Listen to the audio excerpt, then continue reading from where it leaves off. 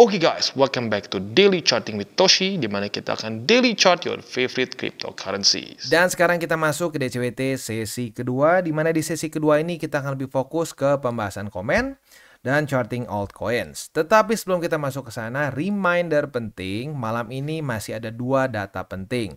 Dua-duanya jam setengah 9 malam, siap-siap. Ada potensi bisa market bergerak dengan lumayan cepat alias volatility bisa meningkat di jam-jam tersebut. Ya, jadi buat lo yang punya posisi futures, pertimbangkan untuk tutup posisi kalau belum kena target TP by the time dekat-dekat ke setengah 9 malam. Ya, oke.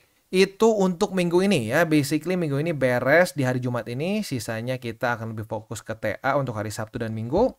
Nanti tenang, hari Minggu kita akan lihat overview-nya untuk minggu depan, atau lebih tepatnya bukan overview, tapi preview untuk minggu depan dari Senin sampai Jumat, kapan aja akan keluar banyak data penting. So, tenang, kita akan terus update ya. Langsung aja kita ke pembahasan komen. Untuk komen pertama dari MN Land, itulah ya. Gara-gara YouTube-mu bahas PP di sebelumnya nggak bisa TP maksimal di PP, unsubscribe lah. Sebentar, TP ya. Di video ini aja kita belum bahas ini loh, kita masih nunggu sampai Senin. Berarti kalau lu TP itu bukan SOP TCI berarti ya. Wah, ini berarti ditontonnya nggak bener nih ya. Ya coba kita lihat dulu beberapa komen di bawah yang nyautin nih ya. Yang pertama dari Yogi Maulana, nyalahin orang lain katanya ya. Yang kedua, BTC is king. Saya ikut Kotoshi TP di previous all time high sesuai SOP. Wah, berarti barang-barang zaman sini ya. Coba kita lihat. PP kita TP di previous all time high itu berarti sini ya. TP di sini. Nah, berarti si BTC is king TP bareng-bareng sama TCI di sini. Akumulasi lagi kemarin waktu DAM. Iya, karena waktu itu kan DAM ya. DAM sampai berapa persen nih? Coba kita cek ya. Wah, DAM sampai 66%. Ya, jadi akumulasi terus di masa-masa ini ya. Sekarang cuan jauh lebih besar daripada profit TP kemarin. Dan sekarang all time high lagi. Gak nyimak nih om kayaknya. Malah nyalahin orang padahal saya aja makin cuan. Aduh, gini ya. Silakan buat lo yang penasaran mau tonton lagi video gue, monggo. Kita bahas di sini. Kita ada potensi take profit. Ya, potensi take profit. Nah, kita bahas dengan jelas di video ini bahwa kita tunggu Senin. Apakah weekly close di atas atau di bawah dari upper band. Gitu ya. Dan andaikan lu salah mengerti dan ternyata lu nonton nih video ini, berarti ini kapan ya? Antara kemarin atau kemarin lusa ya. Ya kalau lu TP kemarin, gue bingung. Itu aja lebih tinggi daripada sekarang. Dan lu masih menganggap itu kurang maksimal. Jadi intinya lu mau dipucuk kan? Mau di sini nih ya. TP itu benar-benar PP-nya berhenti, lu TP terus turun kan? Nah, itu adalah mimpi di siang bolong. Ya, jadi hati-hati, mindset seperti ini sangat berbahaya ya. Jangan pernah kejar pucuk ya. Kalau kejar pucuk ya, lu ngarep oke nih udahnya turun, taunya nggak turun, naik lagi, lu akan FOMO beli lagi di pucuk. Itulah ironi dari market. Begitu. Jadi ya ini adalah ya pilihannya di lu nih sekarang. Apakah mau berubah atau tidak? Tapi nggak tahu juga ya. Ini mungkin udah unsubscribe juga. Jadi jujur, kalau gue pribadi sih nggak peduli. Lu mau subscribe, unsubscribe, atau cuma ngancem unsubscribe ternyata masih ditonton. Karena ada loh, ya dulu gue inget banget tuh Sato. Wah lumayan gedek sama tuh orang ya. Wah ngebacot terus, wah gini, unsubscribe lah. Udah gitu berapa bulan kemudian nanya. Orang yang sama, begitu. Jadi ya nggak tahu nih, apakah cuma gertak sambal. Kalau gue pribadi sih nggak peduli. Lu mau subscribe, unsubscribe itu terserah lu, begitu. Tapi kalau gue sih gini aja, gue akan mau berikan mindset yang benar, TA yang benar, fundamental yang benar bagi orang yang mau saja. Yang tidak mau ya terserah begitu. Ya, gue dulu punya kebiasaan buruk mencoba untuk dalam tanda kutip menyelamatkan semua, ya menyelamatkan semua orang. Tapi sometimes memang kalau orang yang nggak mau berubah ya hancur sendiri aja begitu. Jadi ya pilihannya di lu lah, terserah lu mau lanjut dengan pemikiran lu sendiri yang keblinger atau mau berubah begitu ya. Oke. Next, dari Wahyu Agus, God bless you, Om Toshi. Lu masuk akal, nggak kayak dukun sebelah. Waduh, ya banyak dukun lah ya.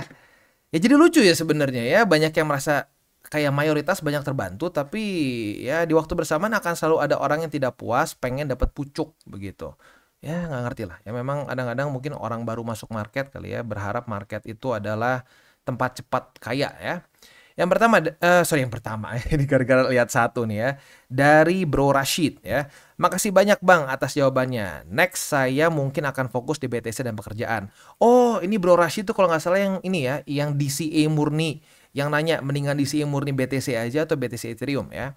Dengerin nasihat Bang Toshi jadi aktivitas seharian saya untuk menambah wawasan saya di dunia kripto dan berita global.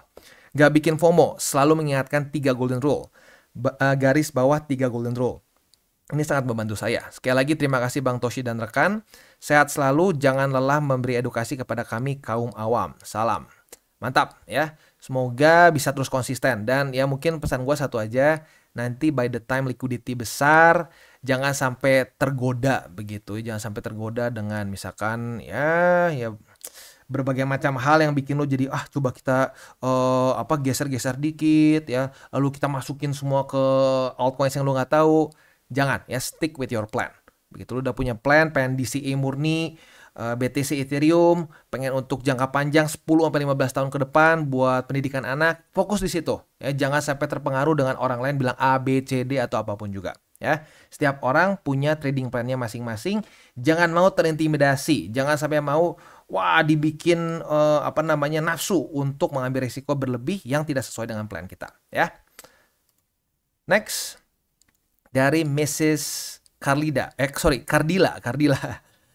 Sehat selalu Bang. Gua pendatang baru di kripto. Kasih petunjuk dong Bang, gimana cara dan trik bermain kripto dengan saldo minim. Soalnya saya cuma IRT.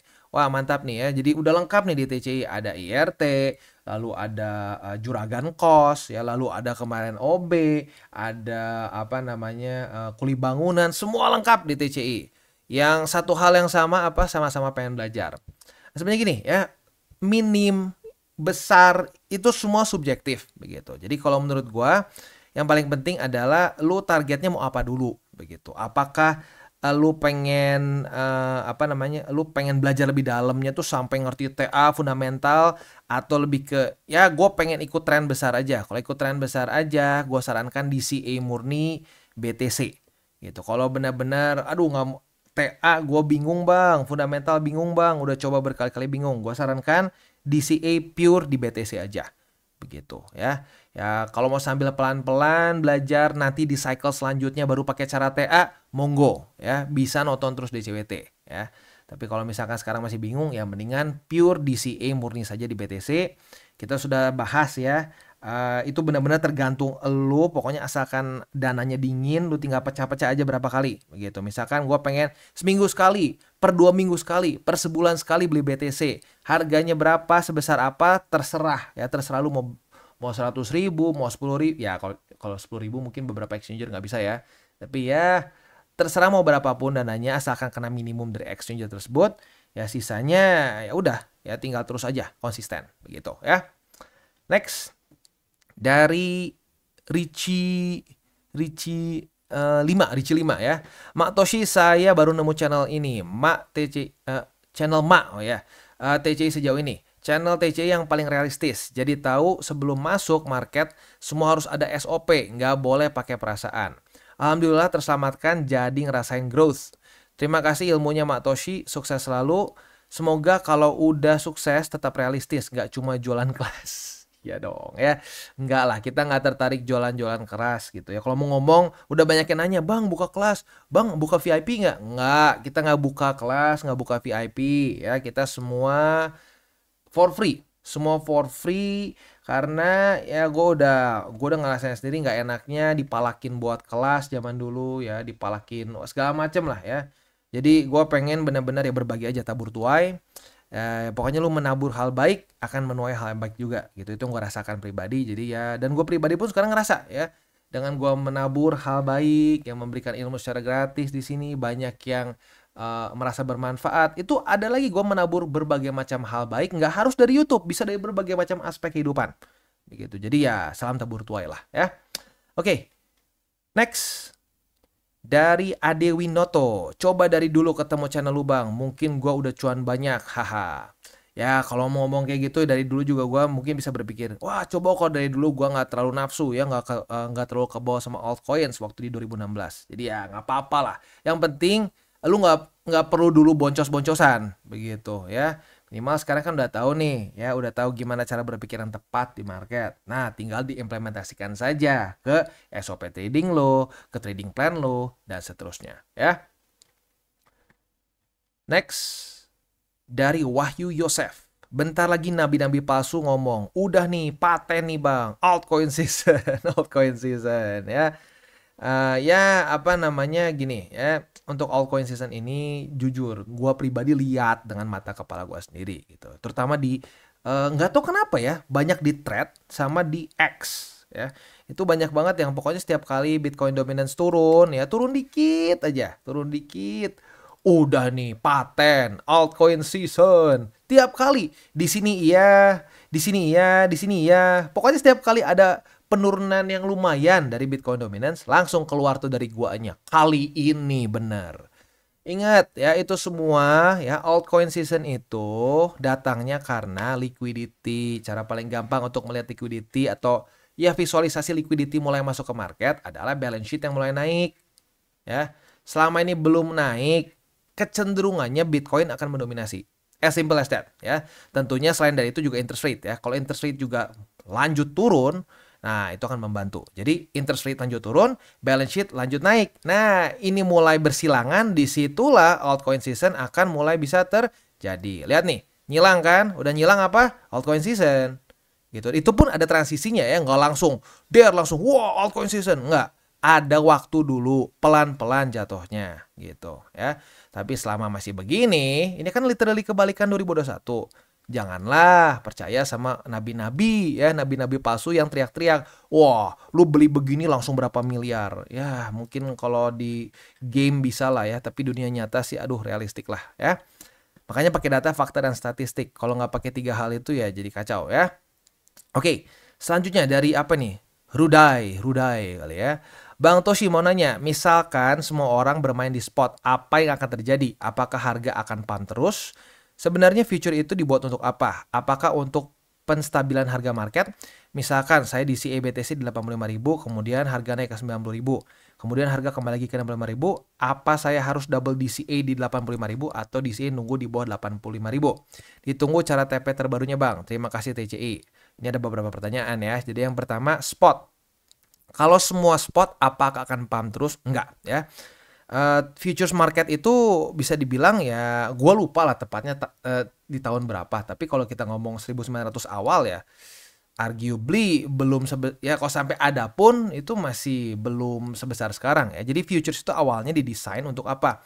Untuk menstabilkan harga ini awalnya tuh ke komoditas. Jadi futures awal-awal banget tuh komoditas seperti jagung, lalu apa wheat itu apa ya gandum ya, dan berbagai macam komoditas lain gitu. Tujuannya apa? Kalau orang misalkan mau bikin satu barang gitu, misalkan kayak contoh ya, contoh itu dulu yang sangat terkenal ada, lu boleh googling ya, Ray Dalio bikin futures market untuk beberapa ini untuk McDonald's, kalau nggak salah untuk McDonald's, di mana mereka butuh steady supply of chicken, ayam ya. Nah tapi kan ada fluktuasinya kan. Nah, itu basically dia bikin satu futures market untuk apa ya? Gue lupa spesifiknya, lu boleh coba cari di Google ya. Nah, jadi tujuannya adalah apa? Untuk membuat satu komoditas stabil. Begitu, dimana lu buka posisi futures nih misalkan ya. Lu buka posisi futures, maka itu akan meng-hedge barang aslinya. Misalkan kayak lu punya gandum nih. Nah, gandum kan bisa naik turun tuh, fluktuasi harganya. Nah, fluktuasi seperti itu tuh mengganggu bisnis. Begitu, dengan adanya futures market, itu bisa meng-hedge resiko dari fluktuasi itu. Aslinya untuk itu sebenarnya. Tapi memang manusia kan luar biasa ya. Semua pengen dispekulasiin. Makanya gue bilang apapun bisa dijadiin spekulasi. Begitu, nah makanya adalah ya keluar sekarang futures yang sebenarnya pure speculation untuk spekulasi kita. Gitu, untuk buka posisi long, short. Ya bukan untuk meng-hedge sesuatu. Tapi untuk kita benar-benar profit aja di dalamnya. Begitu ya. Nah, untuk spot, kalau semua pegang spot, apakah pasti akan pump terus? Enggak juga, begitu. Karena ya kalau semua orang tutup posisi, harga turun juga, begitu. Tapi futures membuat harga jadi lebih gila, naiknya gila, turunnya gila, gitu. Karena bisa banyak yang terlikuidasi, gitu ya. Untuk DCA, lu udah DCA 85.000, naik ke 90, 85 lagi, nggak usah. begitu ya, kecuali misalkan lu lagi ngejar nih portofolio lu nggak sesuai dengan nggak sesuai dengan pedoman 70-30, lu kebanyakan alts, nah lu lagi butuh BTC nih, nah boleh, tapi itu kasus khusus kan. Sisanya sih ya kalau udah DCA di 85.000 kita skip aja kalau sampai dia turun lagi ke 85. Kalau dia misalkan ke 80, nah di situ ada support, hajar lagi gitu ya. Untuk TP ya nantilah ya. Gue belum bisa janji kapan karena jujur lagi sibuk. Jadi at some point lah mungkin gue akan buat ya TP 2.0. Next, murid Bang Toshi. Makasih Bang sudah mengingatkan kami tentang bahaya greedy ya. Gua kemarin hampir banget greedy di meme coin dan altcoin karena sudah merasakan profit pertama. Tapi sekarang udah banyak yang aku cut loss atau ini ya, atau TP nih. Moga-moga sih TP ya, atau tutup posisi lah. Takut turun lebih dalam lagi. TCI adalah mentor terbaik kami semua. Ya jadi ini mungkin yang pengen gue tekankan sekali lagi ya, mengingatkan. Karena gue itu dipanggil emak Toshi. Kenapa? Karena gue tuh katanya kayak emak-emak dulu ya, cerewet, ngingetin terus. Jangan ya, awas loh, jangan begini, terus diingetin ya. Kenapa kayak emak-emak? Karena gini loh, dikasih tahu sekali orang akan lupa gitu. Kan salah satu kritik lagi, wah TCI ngomongnya itu aja. Sebenarnya bukan itu aja, itu reminder gitu. Lu hal buruk nggak usah diajarin ya. Kebiasaan buruk tuh datang dengan sendirinya, cuma lihat sekali aja, oh diikutin ya. Kebiasaan baik itu tiap hari digaplok ke muka, ditampar ke muka aja bisa nggak masuk ke otak gitu. Jadi makanya kita akan terus ada repetisi. Gua rasa banyak yang merasa itu bermanfaat, tapi cuma minoritas yang merasa tidak bermanfaat ya. Kalau gua sih fokus ke mayoritas. Minoritas nggak suka ya silahkan ya, monggo. Lu mau cari yang cuma sekali kasih tahu terus danya kalau kelewat digoblok-goblokin ya terserah ya. Setiap orang mungkin ada yang lebih suka kayak gitu, yang masokis gitu ya, sukanya tuh ditolol-tololin gitu sama yang punya channel gitu, gak ngerti lah. Oke, next dari Aaron Yeager. Kalau Mak Toshi bisa balik lagi ke zaman awal cycle dengan pengetahuan yang sekarang, kemungkinan Mak Toshi and team bisa jadi 9 naga. Enggak sih, enggak lah ya, enggak sampai 9 naga, gila sih. Tapi ya begitu, waktu nggak bisa diulang. Untuk orang-orang yang masih ngotot atau ngebet pengen cepet kaya, kemungkinan belum pernah kegampar oleh market. Bener, belum pernah nyobain ya seberapa kuatnya tuh tamparan dari market ya.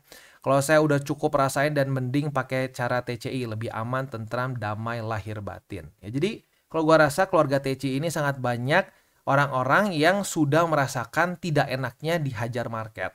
Begitu. Nah, jadi mungkin udah punya satu rasa sakit yang sama, udah pernah ngerasain seperti itu. Makanya mencari alternatif. Nah, alternatifnya seperti apa ya? Ini. Ya, benang merah yang ujung-ujungnya lu kalau terus ikutin rasa penasaran lu akan ya seperti di TCI. Begitu. Karena gua adalah korban juga dari kegampar market. Sok tahu nyuruh-nyuruh market begini, wah TP geser-geser, itu semua yang gua omongin tuh gua udah pernah lakuin. Dan hasilnya nggak enak. Maka dari itu, gue bikin aturan, gue bikin pedoman supaya orang tidak melakukan hal yang sama.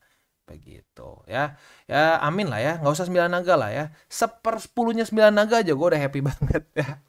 Oke, next dari boot level. Mak, ada pertanyaan bodoh nih. Nggak ada pertanyaan bodoh lah. Yang bodoh itu udah tahu salah masih so tahu, itu bodoh bener ya. Kalau menurut lu para smart money mereka akumulasi atau DCA pakai metode DCA murni atau dengan TA? Request charting soal lagi dong please. Yang mungkin next ya. Hari ini kayaknya ada kalau nggak salah ya. Oke, langsung aja kita jawab. Smart money menurut gua a bit of both kayaknya ya. Mereka ada yang disebutnya passive investing. Ya, jadi sebenarnya technically speaking DCA murni itu adalah passive investing.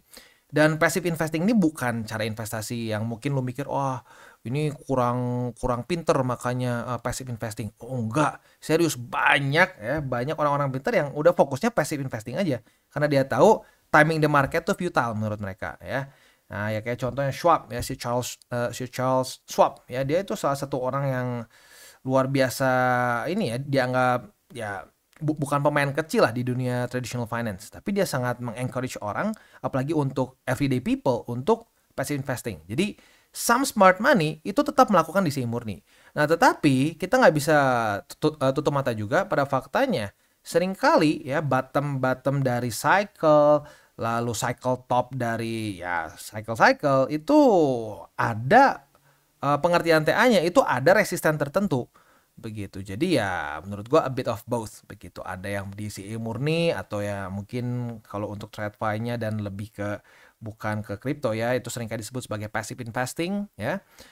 Dan juga ada yang menggunakan TA begitu. Karena ya pada faktanya banyak pergerakan juga di dekat-dekat pucuk maupun bottom begitu ya. Kayak lihat secara on chain aja ya. Secara on chain waktu BTC ke 15.000 itu berapa hari berturut-turut outflow-nya luar biasa besar. Artinya apa ya? Artinya banyak para bandar, para smart money dihitungnya ya, yang punya banyak modal itu melakukan akumulasi. So, ya mereka juga ada TA begitu. Ya bahkan mungkin ada juga menggunakan on-chain gitu ya. Oke. Next dari Hen Junior, edukasi yang gratis namun bermanfaat karena diajarkan beli, cicil, bukan FOMO. Yes, benar ya. DCA, dicicil aja, nggak stres tiba-tiba udah profit ya. Oke. Next, yang terakhir dari Bro Aina, teori TCI memang paling manusiawi. Kita harusnya bereaksi pada market, bukan bersaksi di market. Aduh, bersaksi ya. Yang bersaksi ujung-ujungnya ngilang dari peredaran, agak lama atau ganti tema. Dan TCI tetap konsisten dengan kontennya, nggak pernah gonta-ganti tema. Malah ada versi update 2.0 di program. TP-nya ya. Terima kasih banyak Matoshi and Team, sehat selalu untuk kalian, sukses untuk kita semua dan salam tabur tuai. Mantap, salam tabur tuai juga untuk Bro Aina ya. Oke, itu kurang lebih untuk pembahasan komennya. Sekarang kita akan langsung masuk aja ke chartingnya. Chartingnya itu kita akan, oh benar ada Solana ya, ada OP, AVAX dan Solana. Ini basically ngelanjutin yang kemarin ya. Oke, sebelum kita masuk seperti biasa gua akan disclaimer dulu bahwa semua konten dari TCI bukanlah financial advice. Ini semua bentuknya adalah edukasi. Lalu bagaimana cara untuk mendukung TCI? Ada banyak caranya. Lu bisa like our video, bisa juga share our video, atau juga bisa menggunakan link referral kita di bawah. Dan sekarang kita akan dengar dulu pesan-pesan dari sponsor kita pada hari ini. Oke, today's video is brought to you by CoinX. Dimana di CoinX ini kita bisa melakukan berbagai macam hal. Cocok untuk newbies sampai ke advance. Untuk para newbies bisa menggunakan swap di sini ya. Di swap di sini simple banget, lu jadi nggak perlu TA sama sekali. Untuk yang DCA murni cocok untuk menggunakan swap ya. Tinggal kalian pilih stablecoin mana yang kalian mau pakai. Contohnya pakai USDT aja. Nah kalau untuk yang DCA murni, gue sarankan sih ya BTC atau Ethereum aja ya. Jangan di luar dari dua itu. Karena ya kalau untuk DCA murni lebih amannya di dua aset itu. Karena yang lain-lain bisa extra volatile ya. Lalu buat lo intermediate di sini ada spot trading ya. Lalu juga di sini ada margin trading, ada juga futures, dan futuresnya ini bukan cuma futures trading aja, tapi ada juga copy trading. Jadi sangat lengkap buat lo yang mungkin ngerasa bahwa aduh bang, gue mendingan ngikutin aja trader lain yang sudah lebih punya pengalaman. Nah, monggo lo bisa ikutin juga di sini ada berbagai macam trader yang lo bisa copy. Nah, selain juga di situ ada newcomers eksklusif di mana ini untuk para pengguna baru ya, dan ini setiap bulannya di-update. Jadi buat lo yang tertarik silakan bisa ikutan karena lo bisa mendapatkan cashback 10 USDT, 30 USDT, 60 dan seterusnya dengan cara yang relatif mudah ya. Seperti complete first deposit ya. Lebih dari 40 USDT bisa dapat 10 USDT cashback. Mantap ya. Nah, selain juga di situ kita bisa earning aset yang sudah kita beli. Misalkan kita sudah akumulasi BTC, Ethereum, dan berbagai macam altcoins lain ya. Nah, di sini kalian bisa ambil juga yieldnya. Begitu, ada FTM, ada BTC, dan seterusnya. Bahkan USDT pun saat lu masih nganggur nih, belum dipakai beli nih, USDT-nya juga lu bisa masukin ke sini, ke earningnya mereka ya. Oke, jadi kurang lebih seperti itu untuk CoinX ya. Selanjutnya, buat lo yang belum punya akun di CoinX, pertimbangkan untuk menggunakan link referral kita di bawah dan mulai trade di CoinX. Langsung aja kita masuk ke OP. Untuk OP di sini kita bisa lihat ya. Sebenarnya posisi long kan udah dari tanggal 13 ya, udah kena target TP begitu. Tapi kalau buat lu yang bukanya telat begitu, sebenarnya ini nggak terlalu bagus ya buka telat kayak gini ya. Retest ketiga baru buka begitu, itu lebih beresiko sebenarnya. Tapi ya ada aja yang bandel ya. Buat yang bandel, untungnya market masih berbaik hati. Posisi longnya masih kena target TP. Yang konservatif di 50 kena. Yang di atas ini juga kena ya. Di 1,7 buat yang agresif ya. Oke, itu untuk posisi longnya atau posisi futuresnya. Next, posisi spot. Ini jebol banyak ya. Jadi sekarang untuk struktur selanjutnya itu di angka 1,30, 1,249 ya, dan 1,168. Next kita masuk ke AVAX. Untuk AVAX posisi long kita sudah kena target TP ya. Retest 1, retest 2 di angka 32,59. Artinya kita kebuka posisi long dan target TP di angka 33,86 kena ya. Tapi kalau nggak dipasang target TP-nya malah jadi cut loss. Ini dia sekali lagi pentingnya kita untuk pasang target TP-nya. Kalau nggak dipasang lupa tiba-tiba jebol jam 7-nya dari profit malah jadi loss ya. Oke, untuk posisi long-nya ini kita berarti profit sebesar 3,84%. Asik ya. Oke, untuk posisi short masih belum ada ini ya, masih belum ada retest, makanya kita tunggu aja sampai besok seperti apa, ada retest pertama atau enggak ya. Posisi spotnya ada di angka 29,45, di 28,13 dan di ini cukup dekat ya, jadi gue langsung loncat aja ke bawah di 27,57 ya. Oke, itu untuk AVAX. Next kita masuk ke Solana. Untuk Solana kemarin sudah terjadi retest pertama di angka 222,64. Apabila terjadi retest kedua di sini, kita bisa pertimbangkan untuk buka posisi short dengan target TP kita boleh di angka 202,00 atau ya jangan lupa nanti malam jam setengah 9 akan keluar 2 data penting jam 9. Jadi kalau udah dekat-dekat jam segini ya boleh pertimbangkan juga tutup posisi. Bukan cuma untuk Solana tapi untuk semua posisi futures ya, terutama buat yang intermediate. Buat yang agresif ya. Ya monggo, mau ride the waves, mau lu nggak tutup boleh-boleh aja, terserah lu, tapi jaga resikonya dengan SL. SL-nya gimana? Ya lu pikir sendiri deh, banyak cara ya. Mau dari margin minus 5%, cut loss boleh, mau struktur selanjutnya boleh, bebas ya. Tergantung lu masing-masing mau seperti apa gitu ya. Oke. Jadi kurang lebih seperti itu untuk DCWT sesi kedua. Kita tutup dengan 3 golden rules. Jangan pakai uang panas, jangan over leverage, dan berpikirlah jangka panjang. Oke guys, jadi itu adalah akhir dari segmen DCWT kita pada hari ini. Dan jangan lupa bagi kalian yang merasakan manfaat dari segmen ini, jangan lupa untuk share ke teman-teman kalian. Dan apabila lu pengen mensupport channel kita, ya TCI, jangan lupa untuk menggunakan link referral kita di bawah. Nggak wajib ya, tetapi apabila lu menggunakan link referral kita di bawah, ada macam-macam ya, dari Bybit, Huobi, Maxi, toko kripto, dan banyak lagi ya. Ya, walaupun nggak wajib, tapi kalau menggunakan link referral kita, lu secara langsung membantu perkembangan dari TCI. Dan satu lagi, jangan lupa juga untuk join Telegram group kita, di mana kita bisa ngobrol-ngobrol santai mengenai dunia cryptocurrency secara 2 arah. So, jangan lupa untuk like, subscribe, click the bell icon, and see you on the next video.